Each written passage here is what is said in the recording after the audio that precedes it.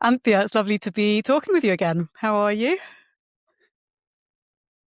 I'm great, my thanks. pleasure. Thanks very much for having especially me after on. the last Lovely book, to be here. The Entangled Activist, which is where we were last talking. You have a new book coming out, which I'm going to dive into. But first, I'm going to go into the question that I always start with, which is, if you were to imagine or sense or feel that there is such a thing potentially as a global human psyche, potentially in all its plurality and however you want to frame that, what might you say is going on in that global human psyche that you perceive right now?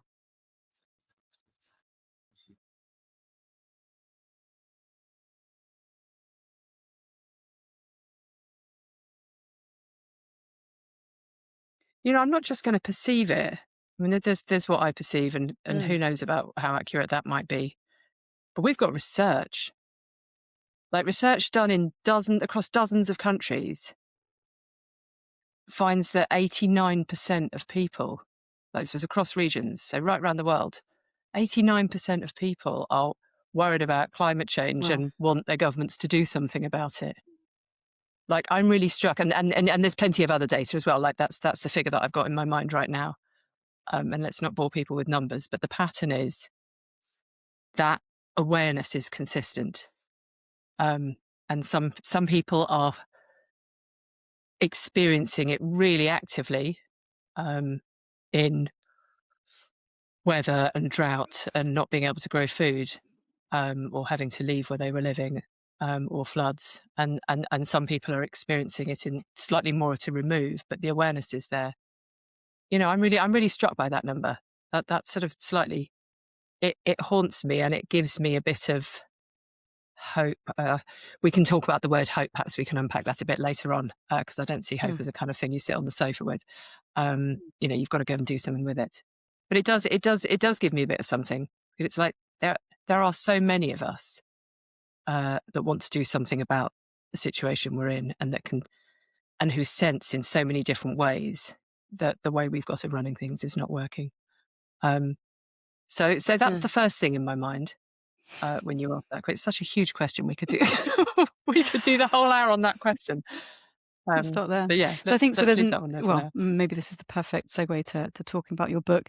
But the idea that there is an awareness that is so high, and yet so little action is being taken by those perhaps closest to the levers of power to affect any change that so many people express they want. Clean air, clean water, access to food that isn't going to fail in the next 2-3 seasons, and all of that, like renewable energies and the rest of it. Your research for decades has been in this very broad and rich field of activism, and ways in which our activism can be shaped by our own personal motivators, cultural context, like the water that we swim in. And I want to ask about your new book, which is coming out June 4th. That's right? The date coming up soon. Yeah, that's Can right. you tell us first of all, what the book is? So how not to save the world. I love everything that implies, potentially. Doing good without annoying everyone. So first of all, let's talk about what moved you to write the book now.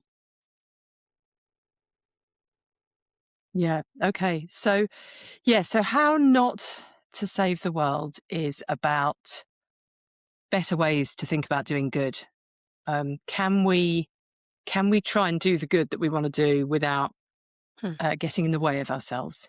And I wanted to ask that question because I've been trying to make change for a long time, pretty much all my adult life in various ways.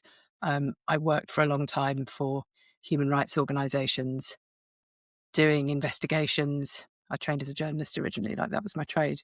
And using the information from that, how big corporations are impacting human rights in the way that they work, the kind of nexus of natural resource extraction and abuse, really. So destruction of the natural world and how that sort of like coincides with human rights violations, usually the people that are trying to protect the land they're living on and their right to be there. I was looking at the role of the financial sector in tax havens, like the flows of money that support how the global economy works and works in ways that are so devastating. for the possibility of a long future on this planet, and already devastating for the people immediately impacted, because capitalism has always kind of pushed its effects away from those who are benefiting. Anyway, so I've been working for a long time doing that. And, sometimes we had some successes, and quite a lot of the time, you're up against something big, and so you're picking away at it. But I'd always noticed a few things. I'd always sort of been conscious of the ways in which we, my first book looked at this, The Entangled Activist, the ways in which we might be repeating aspects of the problem. So yeah, The Entangled Activist was about that. Like, why do we do that? And it's like, well, we're part of it. Of course, we're going to repeat aspects of a hierarchical and violent society if we haven't got really conscious of how they run through us. But then the question I really wanted to go into more is, well, so what do we do then? Right? We still want to do something good. I'm assuming that people listening to this want to do something good. Not everyone sees themselves as an activist, of course. And by the way, I should say that I use that word not just to mean sometimes people think it's a very specific kind of direct action, like hanging off a motorway gantry and like stopping the traffic and doing all the things that really piss people off. I'm not using it in that narrow sense. I'm using it in the really broad sense. But even so, even in its broad sense, not everyone wants to see themselves as that. So let's talk about change making much more broadly. I think a lot of people want to find some way of using the thing that they do to make the world better, or in their communities. I wanted to look at what gets in the way, and I wanted to look at the people who've been doing it a long time. I wanted to go and ask really experienced change makers of all kinds, including people who don't see themselves as change makers, or they wouldn't call themselves that, let's say. It's like, well, how do you deal with these obstacles? Because it is true that once you've been doing it for a while, you do run into the same obstacles. And I think there are loads of brilliant podcasts and books. There's lots and lots of material out there that is aimed at getting people into change making. It's like, you can do it. Here's what you can do. Here's all the things. Here's the colonial history you need to understand, to like put climate justice, in its context, to show that otherwise, environmentalism is, what do they say? Without justice is just gardening. Nothing wrong with a spot of gardening. Well, sure, but there's justice as well because of who it affects. So there's loads of fantastic work that's people can access, but it's less prominent. Let's say is the here are the things that can go wrong, and often what happens is like we wake up from, you take the right color pill, right? And you wake up, I hate using, the manosphere has adopted the pill color terminology. So we'll come up with another metaphor, right? But, you wake up from consensus reality and you see that our economic system and our ways of ordering society are profoundly unjust and are leading to destruction, and that humanity is fouling its nest, and you want to do something about that. And you find maybe a way of doing it, whatever you're going to throw yourself into, whether it's sort of grassroots, whether it's community, whether you set something up, whether you're a sustainability person in a company trying to do something, whether you're trying to do it through your art, through the way you raise your kids, all of these things are all part of it. You're going on protests, whatever the thing is that you're throwing yourself into, you really throw yourself into it. So I must save the world and it's on me. And then the stuff comes up that happens, and sometimes the stuff is quite simple burnout, like you run into the wall, or it's, oh God, this is massive. And you start to realize that I think our prevailing kind of mechanistic view of life, which Western modernity encourages us to think this way. It's quite sort of Newtonian, and it's kind of understanding of like forces acting upon other thing. A force acts upon a thing, and then something happens. And so we have these quite sort of cause and effect, linear ways of, I'm going to do this, and then that's going to happen. It's like, well, no, we live in unbelievably complex societies and systems, and change doesn't work like that. And so at the point when we then kind of like run into some walls, and blimey, I've run into some walls, and I've had the bruises on my forehead to show it. You can you can give up, right? Or you can realize how massive it is. Or at the moment, we are in a time of what feels like backtracking and regression with the rise of the far right across Europe and in America, and in other countries. It can feel like when you're not winning, so what do we do? And I think if struggle is something that you've chosen to do rather than it's because what you grew up in because of the community that you're in. Some communities have always known that life is struggle because they're on the downside of the way of current power structures. But for people who are choosing, I want to go and do this because it's the right thing to do, even if not everyone in my family or community is doing this. Um, that's the point where there's a bit of a crunch. So what do you do then? So that's one of the things that can happen. Then there's a bunch of other things that can happen as well. Conflicts inside groups. And I had seen the same things happen over 30 years. And they happen in community groups, and they happen in grassroots activism, and they happen in the sort of professionalized, funded campaigning groups that I've worked for. I saw them within Extinction Rebellion. I've seen them, and I've started talking to people in other places where I haven't worked. I think they occur in some of these things occur sort of within the philanthropic organizations that fund some of this, and that have a bit of a stranglehold on what happens. I've seen it in left politics, inside and outside of like formal political parties on the left, or they used to be left but aren't left at all in the case of the Labour Party in the UK. So I wanted to try and conceptualize, like set out what is it. So I started seeing it as a script. So I'm calling it the Save the World script. And so each chapter of the book is a thing that the script says. So the contents page reads, so this is the script. I am good. I protest. I'm pure. I know better than you. I save people. Yeah, at some point, whenever you say to somebody starts kind of going like this, because people, this has come out of hundreds of conversations basically over 10 years. Where do I get to? I save people. I'm a hero, and I must save the world now, which is about the urgency, right? So this script I'm suggesting is largely unconscious. If you put it to change makers, oh, this is what you're doing. And, I don't do that.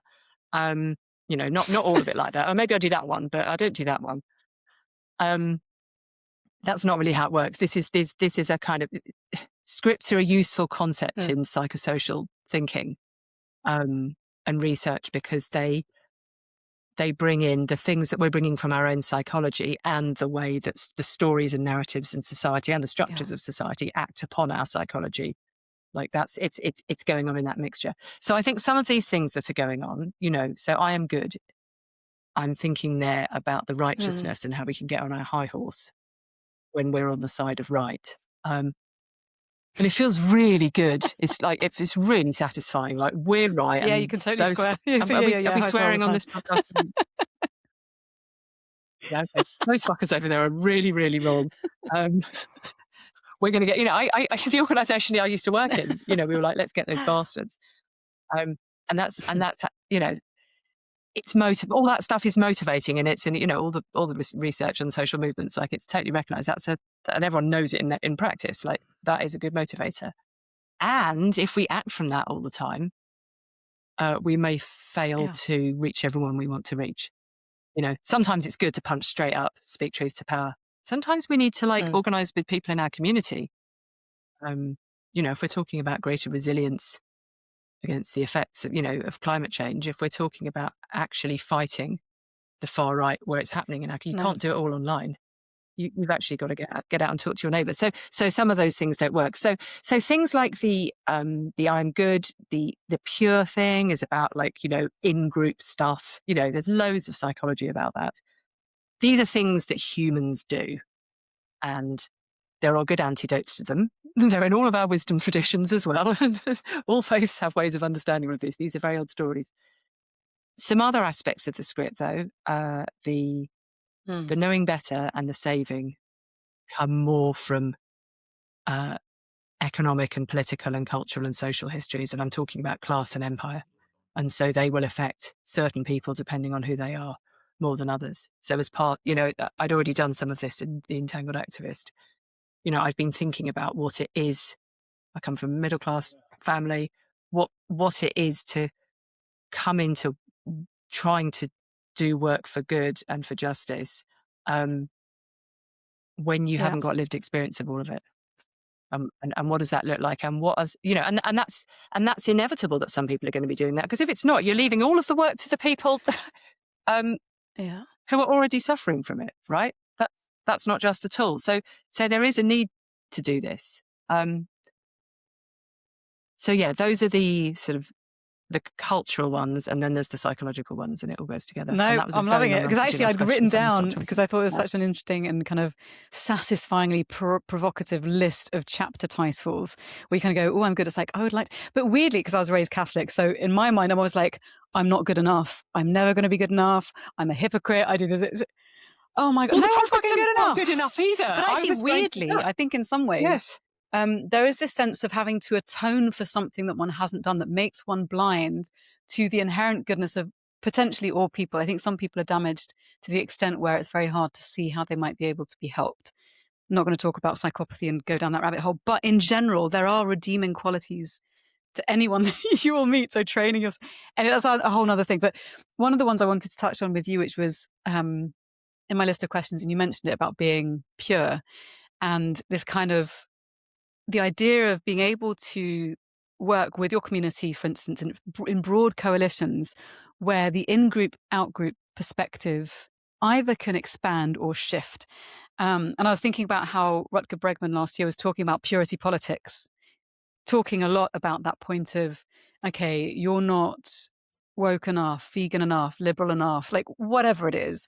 Or for instance, social media influencers who, I mean, it's a bit more complicated here, but who proclaim to be standing up for a very specific value that is embodied in very specific actions, and then they get caught out and they get absolutely hounded and cancelled. And so there's this kind of idea that, yeah. Oh, what, being And I think, hypocrites, you mean? I mean, that's also, Yeah. I think, when we are trying to navigate systems that make it very hard for us to find validation and connection outside of the realm of certain quantified metrics, like how many people you follow you, that's how liked you are, that's your measure of self-worth. And then the most emphatic, engaged response is going to be by people who really align on one specific, quite emotionally charged fact, like all of the architecture that surrounds that. And that's just looking through the sort of tech mediated lens, make it so hard for people to actually step out of it. So there's also that tension there of, like, how do you begin to find places where you can loosen some of the stranglehold of the architecture that encourages people based on colonialism and empire and status and power over and dominance and all the rest of it, to kind of loosen that stranglehold so that people don't feel like their only alternatives, especially for possibly younger people, but older people do it too, that their only alternatives are to wed themselves to a very specific identity, being, I don't know, liberal and a good ally and a good vegan and a good femme, or whatever it is, versus, oh, actually, maybe what I might orient towards is a greater sense of compassion, knowing that people committing atrocities are probably doing it because there's a huge amount of suffering, and I can condemn the action, but not the person. So, like, because they're quite, it's, yeah, there's a lot. Yeah, there's a lot here, isn't there? Yeah. So there's several, let's look at this, right? So there's definitely a lot of talk already, because I think people are sick. I think it's in some of the kind of backlash to I'm going to put it in inverted commas because of the way the culture warriors use it to, like, cancel culture. Like, that's a problematic term in itself, but let's just take it. There has been more of that over the last 15 years than there was before, and that is a facet of, as you say, of institutional and really kind of infrastructural affordances. Like, that's what our online environment has enabled. Like, that word affordances is useful there. And in the back, there's been backlash to that from the culture warriors on the right, who will use anything that progressives are up to that serves as a wedge to make the world that we are arguing for And less possible. look kind of weird and less possible. Yeah, like let's make the Greens look weird. Let's look people arguing for human rights look like they're a bit sort of sideline and fundamentally like not quite right. So that's all being used, and there's also some critiques of it from within activism and from within people who want to, let's not call it activism, from within people who want positive change. So Adrienne Marie Brown has written brilliantly in a book called "We Will Not Cancel Us" about how some of the takedowns come from a place of pain and trauma, right? So that's part of it. And then what you're describing with Rutger Bregman saying that, and he's not alone. He's got a big platform to say it, is and he's not wrong that those having to be perfect like really get in the way, and they don't attract people beyond the kind of self-contained activist bubble, and that's part of what I really wanted to say with this. So that that side of what I'm saying at Pure is not news at all. Like, people have seen that, because with all of this script that I'm suggesting, it works in its inverse to keep people away. Because I think people who are not self-identified as progressive or activist can read the script almost better than the people who are in it can, and they're like, well, that's obviously not me. And it might be, oh, that's not me because I haven't I'm driving a petrol car still, or I took a flight to Greece for my holiday last summer, or whatever it is, or I'm still eating meat. Or it might be, oh, I don't like the look of all of that stuff. So that's going on.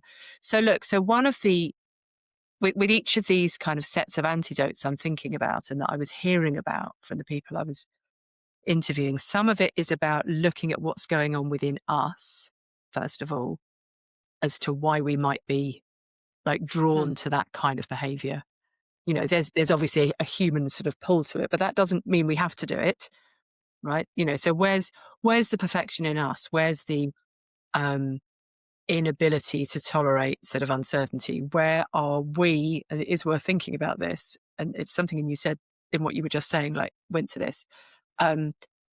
Where are we building and seeking and then building our own identity around being the person who's doing the right thing here? And can we hold that a bit more lightly? Can we go into it as a citizen, instead of having to be like the good activist or campaigner or green person or advocate for whatever it is? Can we go in as a human and a citizen and a member of this community who desperately wants these things to be different? But we're not going to sort of attach our own identity to it, which makes us more brittle in our interactions when confronted with it. And then the so that's the kind of inner set of things that we might be able to do. And then there are, there are practical strategies. And one of them is the concept of bridging, which is that you find the areas where you have got something in common and that you can work together, and on all sorts of forms of, the principle of community organizing works on that. And so do other forms. That there are various forms of change making where you don't have to all agree on everything in order to do something together. So you're not seeking to kind of exclude everyone until you've all got all of these things in common. You're like, what is the thing that we can start from the inside out? What's the thing we can sufficiently agree on that we then want to move forward? And in some situations, that principle can be enough to unlock greater cooperation and moves towards broader coalitions. I don't want to completely play it down, though, because it can be really hard. Because when people are coming from very different life experiences, their understanding of what might need changing in order to fix something might be very different. So, one of the problems in climate activism and environmentalism is because middle class people have been dominating the organizations that do it, it can be easy to have a view of the world that is, well, if we just sort of switch the fuel and turn everything renewable and solar powered, then we can just carry on. And for a lot of working class people, that's not okay at all, because that's the same old shit, the same old exploitative shit, but solar powered. So there are real differences in viewpoint, and so I don't want to I don't want to get sort of la about what can be bridged. Like, not everything can be bridged. Likewise, your point about, somebody who's doing terrible things, and can we see the human in them? I think that's a bridge too far for a lot of folk. And I really struggle with this myself, because, I have been actively thinking about, what is it we're doing when we're othering, like turning someone into other. But when they're actually committing harm, even if part of me, I'm thinking about sort of racist far right thugs as an example, but everyone will have their own example. We're recording this just before the second great big march organised by Stephen Yaxley Lennon, aka Tommy Robinson, is going to happen in London this weekend. I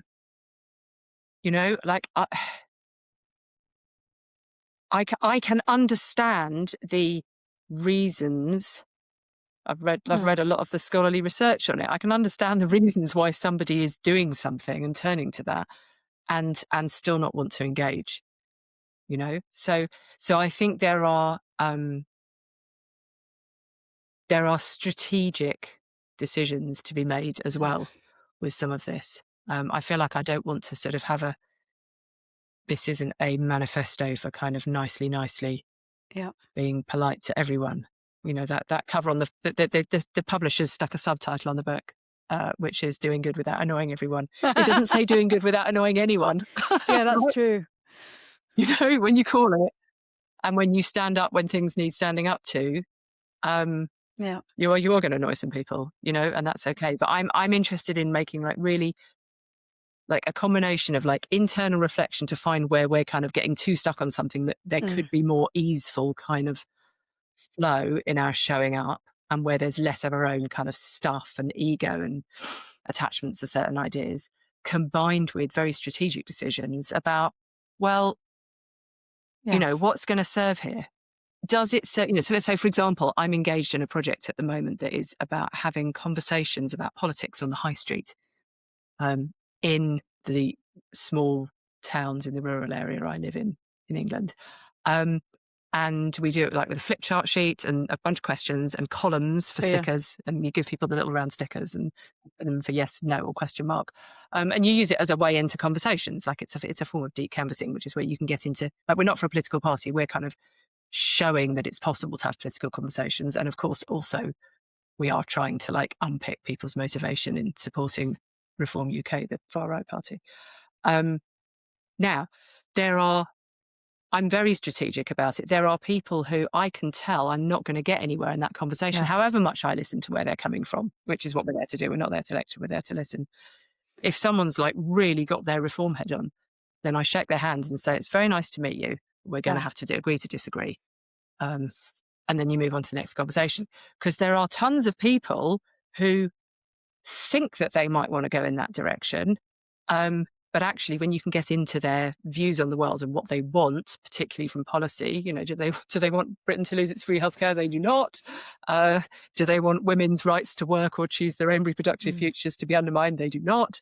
When you get into that, that's really worth having those conversations. And I've got limited time. So I'm going to be strategic about who I'm bridging with. So one of the things in the book that you do, which I find always brings these kinds of ideas to life, is you include stories of people who embody many of the other ways of being that we might be less familiar with, that don't follow our culturally calcified scripts, like the being pure, the being good.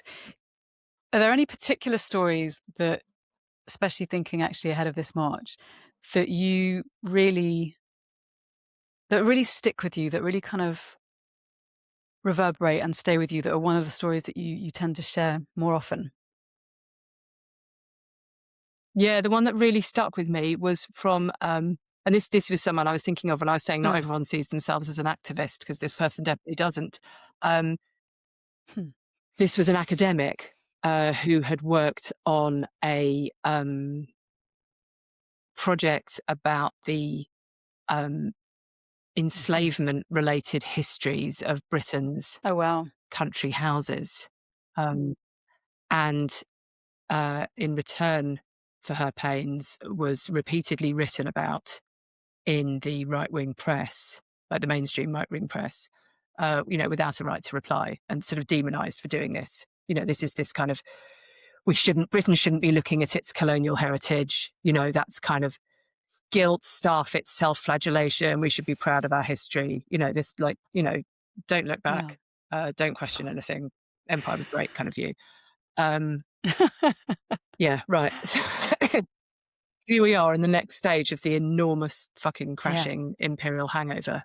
All of the politics that's playing out is the result of not looking at this. Anyway, um, but she did a really interesting thing. Sorry, and to complete that, every time one of those papers ran a story, she got about Oof. 300 pieces of hate mail, some of it direct threats.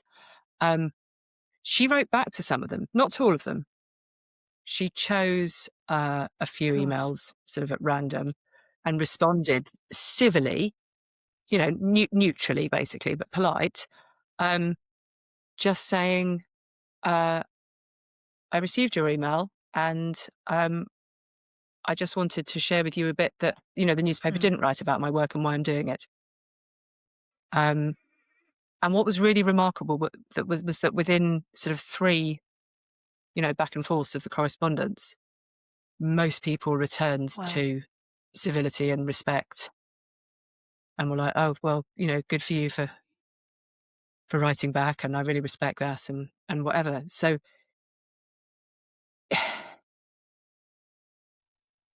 it shows me that even when Mm. things look really horrific, there is a lot of hate, that we're seeing it. We see it online.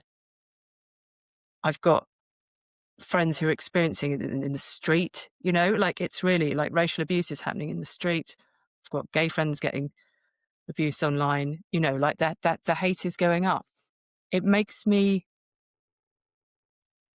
curious about what's Yeah. going on in people when they do that, and it makes me Hmm. not want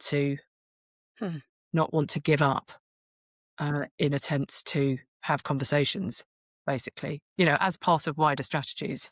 We need electoral strategies, and we Hmm. need, we need all sorts of things. Um, and I'm really conscious. I told you 5 minutes ago, there's people that in trying to have conversations with them, I get to the point where it's like, well, look, Mm. obviously we're going to have to agree to disagree here. So, like, it's both of those. It's all in there. But I was really struck by that. And then, and then the other part at the end of her story was that some of the things that some of these correspondents were saying to her were, but what about us? What about, Yeah. by us, they meant white histories in Britain. What about our ancestors? They were Yeah. working class, they were suffering too.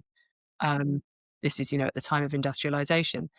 And that um, Wow. shaped the direction her next book took, which was about weaving together working class histories in Britain, um, with the histories of enslaved people and the fights against it, and Hmm. looking at solidarity across. So, and her point was that was,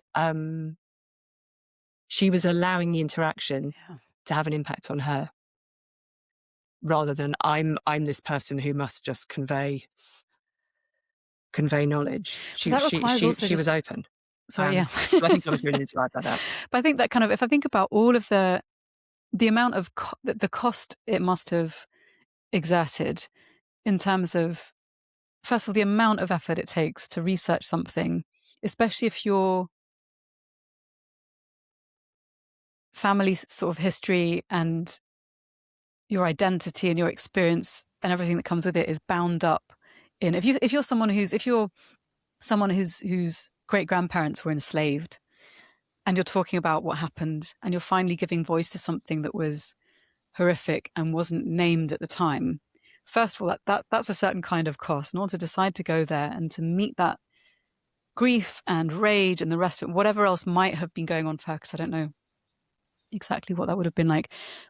But the amount of effort that goes into writing a book like that to give voice to so many other people who would have had shared sorts of histories and stories, and then to receive all of this mail by people that she hasn't met, and then choose to engage, like the spaciousness and commitment and generosity of spirit, I think actually, to go through that process and actually respond to some of these emails with the care that she did, that's not insignificant. Like, that requires a huge amount of... No, it's not. I should say yeah, her heritage, interesting. she's a white woman. Oh, interesting. So, I made that yeah, assumption. so, Oh, she, anyway. and I think, yeah, well, yeah, it's easy to make assumptions, isn't it? But, she was clear that one of the things for her is, look, there's a lesser cost to me doing this because I'm not being, Yeah. and I feel the same about some of the conversations that I'm having on the street, because it is the way it's shaking out is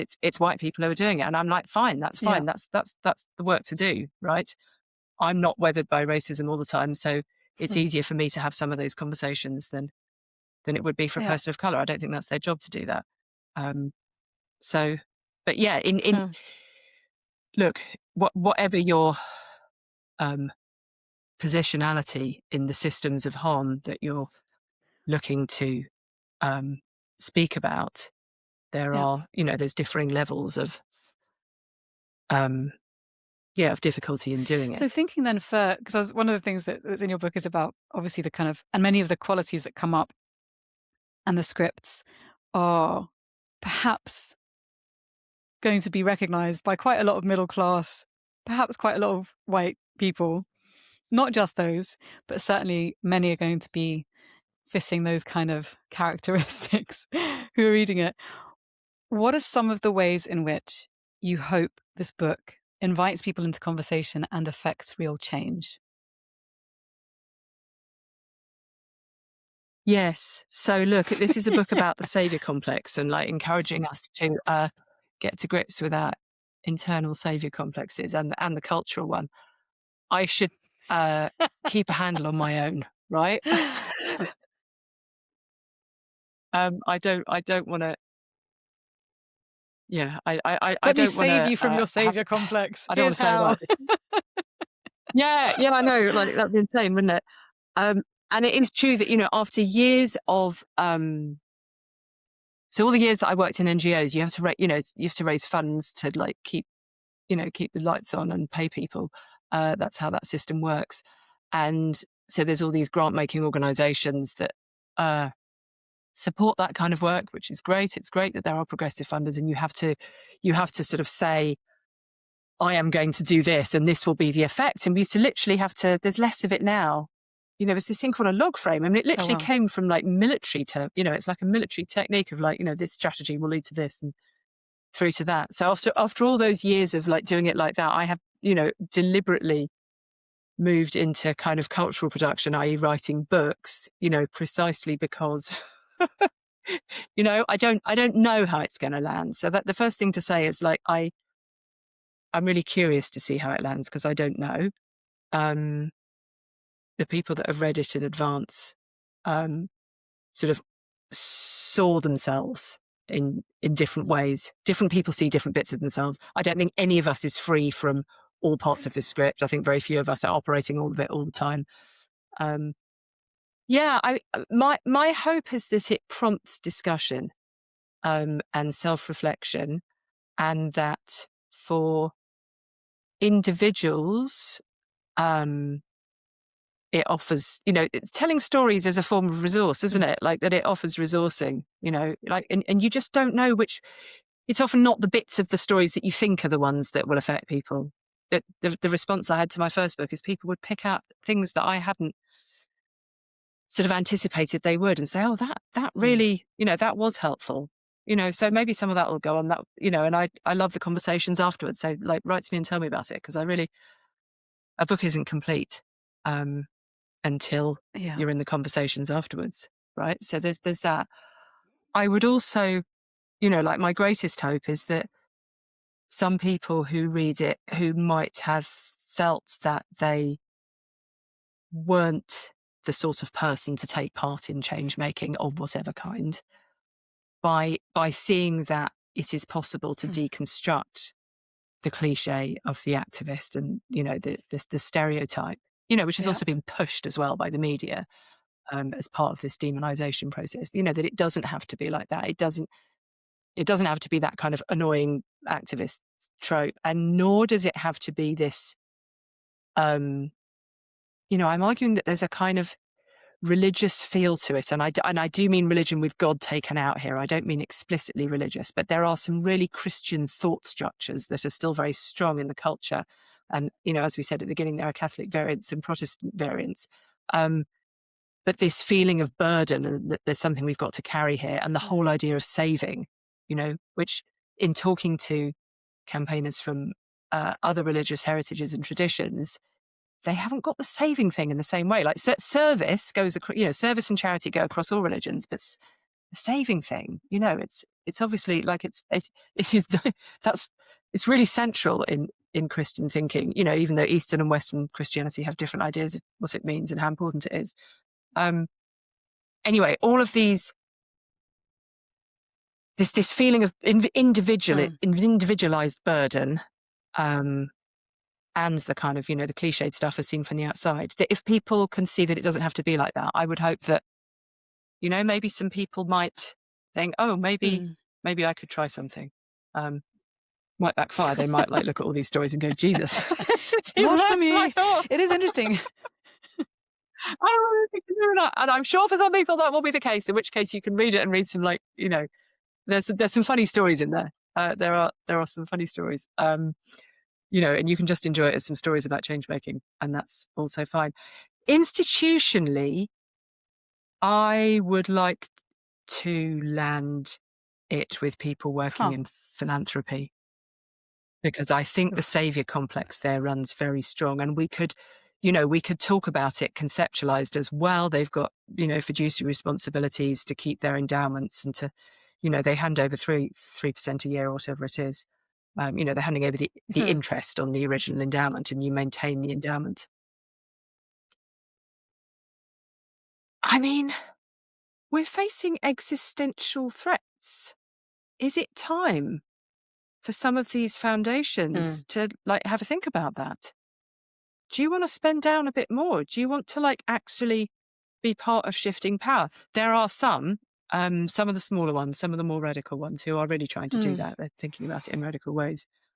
There are a lot who are not. So that's, you know, that's the kind of structural stuff, and the people in them would say, well, you know, this is just how it has to be. But I think reflecting maybe on some of these we know better questions, and, you know, I must save things, and you know, that it's on us to do that, rather than this being. So I wonder then, in terms of, because there is an interesting thing around sort of saving versus serving. It's almost like if you're serving, it's almost from underneath, versus saving, which feels more like a yoiking out. It's like the hand of a male, typically God, comes out of the sky and either squishes you or, you know, plucks you up into heaven if you're worthy enough.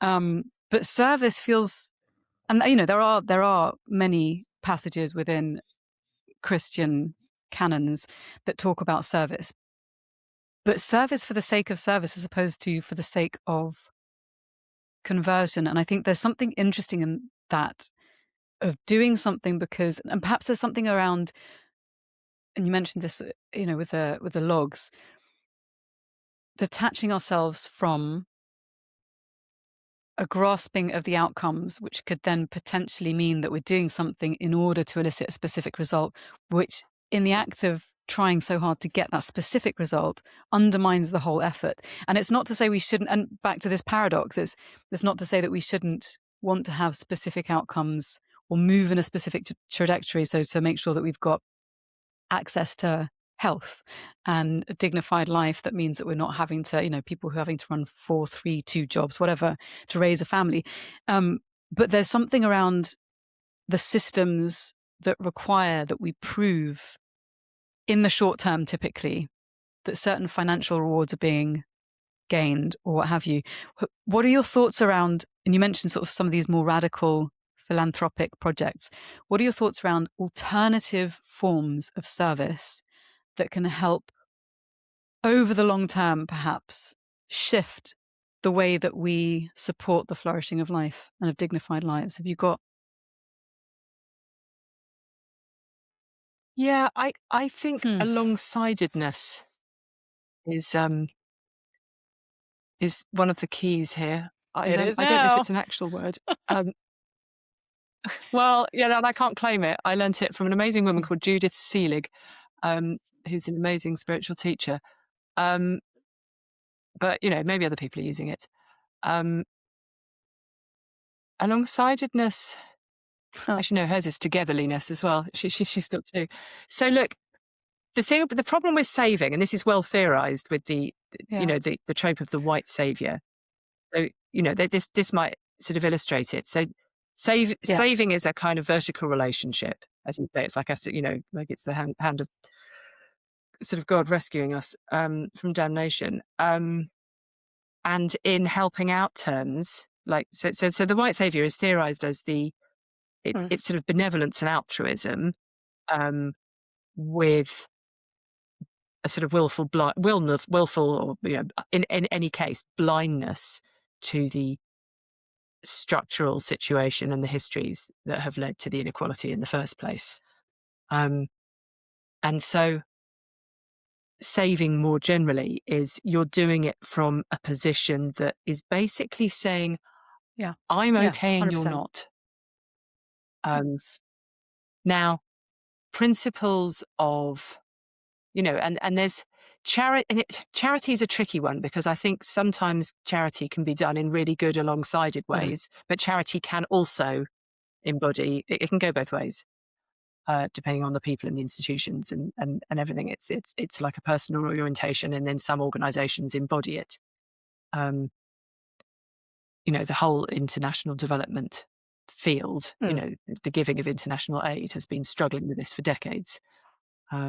And fundamentally finds it very hard to kind of give up that sort of power. There have been all sorts of moves to shift the power to make it more horizontal. But as long as you have a situation where the Westerners are being paid way more, it's baked in. It's just too problematic. It's really baked in. So I think what holds hope for me is methods which sort of bake in and institutionalize.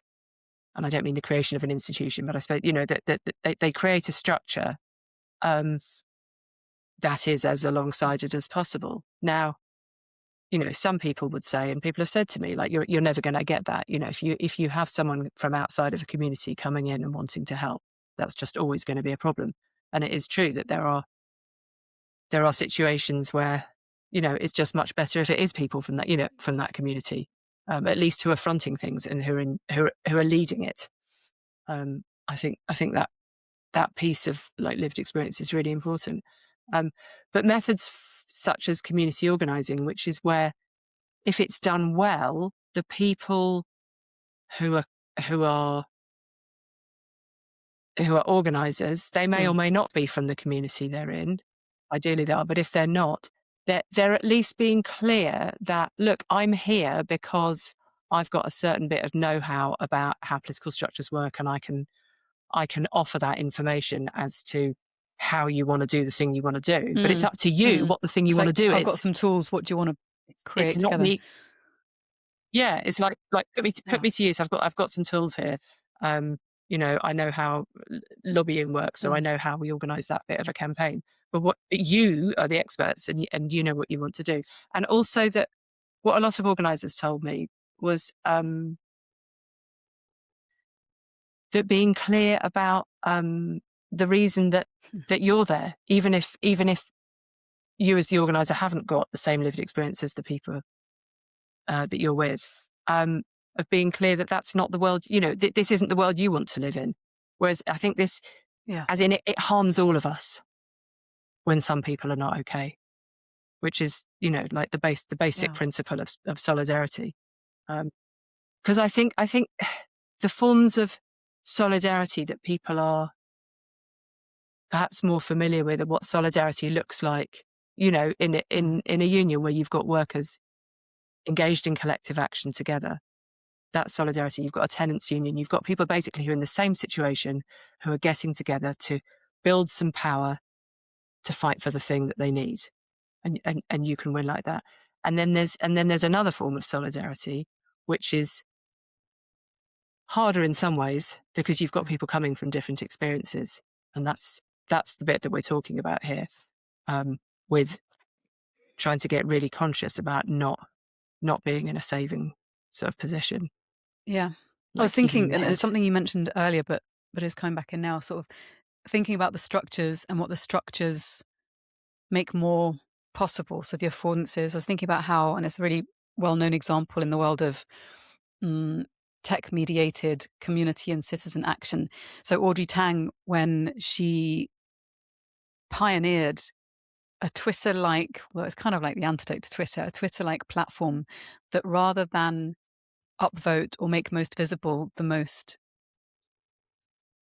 morally upsetting or outrage-driven content, this is in Taiwan, they would make more salient the pieces where there was greater coherence. So even though you have a plurality of different experiences, voices, pains, hopes, desires, political affiliations, because they would upvote and make most salient the specific issues around which there was greater consensus, then it also engenders a sense of collective agency, a sense of being able to actually move things forward, because if enough people feel strongly about a specific thing, like we want to have, for example, let's say, cleaner air, but we're going to plant trees in this specific area, and we can all agree on that, or the majority of us, then suddenly it also cultivates a greater sense of willingness. So you're also then shaping the cultural waters within which people swim, which then have another knock-on. So there's also thinking about how the structures influence how we perceive of our ways of acting with and on the problems that exist and with one another. So there's that's also, I find, really, really interesting. It's like, well, why don't we test something? And again, it's this, I suppose that the broader goal is towards community coherence, but perhaps without knowing what that's going to look like in terms of the actions. So you're taking a risk, but at least the risk is something that then cultivates possibilities for conversations to happen about harder things. Yeah, I love that example. Oh gosh, I'm going to have to find it. It was something about the people's, I can't remember. That was it. Polis. Is it Polis? Is that what POL.is. it's called? That was it. Oh yeah, well done. That's it. I know someone who's trying to get this going in Britain at the moment. I know whenever I hear about it, I'm just like, imagine if the internet had in this current version had not been it was a form of enclosure, what the tech giants have done, had not been enclosed with this version that but I know they've got. Imagine if we are had you familiar that with Demos and Carl Miller and that kind of crew based in London? A bit. They do some interesting stuff. Digital democracy, like also that? kind of how to prevent large language models from being poisoned because their information. So it's like it's these interconnected projects, but they are working on finding forms of digital democracy in the UK using sorts of platforms that potentially take inspiration from. Yeah. Yes. Oh well, I'm glad to. Yeah, it sounds like there's a few people working on it. Then that's good. I know. I have this surge of like, oh, wouldn't it be incredible? But also, what you were just saying, what it points to me is actually getting together to do it and get these bloody platforms out the way. And I think part of that is there's a surge of citizens' assemblies organising going on at the moment. There are a few different organisations doing them, plus individuals are just, groups of people are just getting together to do them because they're finding that it's a social technology physically of getting people together in a community. Yeah. Because I think especially when it's so easy to get polarised online, part of the problem, a large part of the problem, is isolation, manipulation through algorithmic means. And that's, if you think about a lot of the political parties as well, and the loss of civility for difference in perspective and opinion, a lot of that is because of the ways in which technology companies are driving hyper engagement through polarisation and filter bubble. It's so well documented as well that one of the ways to move beyond that, or to at least loosen its grip, is physically meeting in person, so that you don't have to have 3 emails between the writer, the author, and the person who's trolling her. You can actually meet and be like, actually I disagree with you, and you can see the impact of your words on the other person and have that chance to have a much richer embodied experience in the same space. It's also kind of, yeah. Yeah. I think some of what, like I'm suggesting there's this script and that's affecting us. And, you asked at the beginning why I'd written this book now. I've been thinking about this for a long time. I've really been thinking about it since 2002. I started thinking about it consistently in 2018 when I started writing, researching what became the Entangled Activist. I've been thinking about it constantly since then. But it is also true that the context that we're now in is 100%. weaponizing these tendencies. And so, it is, in some ways, it's coincidence just in my trajectory of when I chose to step out of the work I was doing that this thinking is landing now. And obviously also it's, I hope it might be useful in thinking about that. But in some ways, I think it's not coincidental, because some of the underlying political and economic trends and directions and trajectories that things are going in are what have made it clearer to me that we needed to think about it in a different way. Just as, the point at which I got out of working full time on policy change was because the political system was changing and it wasn't working, and this says lots about the kind of change I was trying to do, right? If you're doing policy change, you're being reformist. You're not sort of trying to throw it all over. You're trying to make legal changes within the system that can make things better. And there's a lot to be said for that in lots of contexts. But at the point when, certainly, it was already starting to happen under the Conservative and Lib Dem government in the UK. This is where I've worked, so these the specific bits that I've dealt with. But then from 2016, with Brexit and Trump, things that thousands of us had worked on were undone in a second with one of Trump's little signatures. I know, it's wild, isn't it? So being prompted, literally two major things I'd worked on of transparency over natural resource revenue payments from companies, so that, people in the countries where the governments were receiving those monies could hold their governments to account, and transparency over the real ownership of companies, which are often set up as part of holding structures, so you can sort of hide corrupt payments and so on, and tax avoiding payments and all the things. They were just undone instantly. So, I was already thinking, I think I want to go deeper. But at that point, you're like, right, I definitely need to go deeper. So, so back to this timing thing. I think the fractiousness around activism in inverted commas has arisen also because of what's been going on with the technology that's going on. And it's arisen around, the backlash and the attempt to use it for, very specific hard right. Well, I think if ever there was a time for a bit of active hope through strategic ways in which to change one's inner world and then change how we relate to others and change the system, now is the time. No? Yeah, as you were saying that, I was like, strategic reflection, is that a thing? Is that what we're calling this? Yeah, it's no, you are strategic reflection. Or I suppose what I want to distinguish between doing it as part of change strategies and doing it as a checking out of change, because I think there's such a polarity in the culture between inner and outer. This has been going on since the Enlightenment, certainly. But so often what it is you engage in some politics, then you get burnt out, and then you sort of retreat to the yoga mat. And I'm not dissing that. I've done it. It's really important.